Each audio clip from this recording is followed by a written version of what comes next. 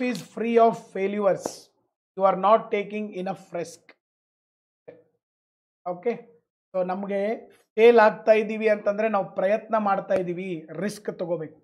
Sir ಒಂದು 35-40 ವರ್ಷ Young and energetic age ತಗೊಳ್ಳೋದಿದ್ರೆ ಈ ಏಜ್ನಾಗ ರಿಸ್ಕ್ ತಗೋರಿ. ಆಮೇಲೆ ತಗೋತೀನಂತ ಮನಸ್ಸು ಬಯಸಿದ್ರು ದೇಹ ಸಪೋರ್ಟ್ ಮಾಡೋದಿಲ್ಲ. ಓಕೆ, ಸೊ ಅದಕ್ಕಾಗಿ ಯಾವ ಏಜ್ನಾಗ ರಿಸ್ಕ್ ತಗೋಬೇಕು ಆ ಏಜ್ನಾಗ ತಗೋಬೇಕು ಮತ್ತು ಆ ಒಂದು ಸಾಧನೆಯನ್ನು ಮಾಡಬೇಕು.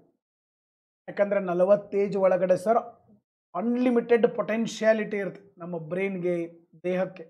ಅದರ ಸದುಪಯೋಗವನ್ನು ತಗೋಬೇಕು.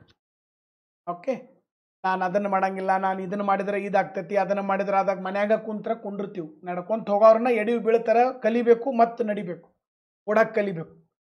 ಓಕೆ, ಹೊಸ ಹೊಸ ಪ್ರಯತ್ನಗಳನ್ನು ಮಾಡಬೇಕು. ಫೇಲ್ ಆಗ್ತೀವಿ ಅನ್ನುವಂಥ ಭಯ ಇದ್ದವಂಗೆ ಸಕ್ಸಸ್ ಯಾವತ್ತೂ ಸಿಗೋದಿಲ್ಲ. ಫೇಲ್ ಆಗ್ತೀನಿ ಅಂತಂದರೆ ನಾನು ಅದರಿಂದ ಕಲಿತೀನಿ ಅನ್ನುವಂಥ ಖುಷಿ ಇರಬೇಕು. ಫೇಲ್ಯೂರಿಂದ ನಾನು ಕಲಿತೀನಿ ಅಂತ ತಿಳ್ಕೊಂಡ್ರೆ it is not a failure. Fail ಆಗಿದ್ದರಿಂದ ನಾನು ಏನೂ ಕಲೀಲೇ ಇಲ್ಲ ಅಂತಂದರೆ it is the biggest blunder in the life. So ನನ್ನ ಪಾಯಿಂಟ್ ಅರ್ಥ ಆಗಿದೆ.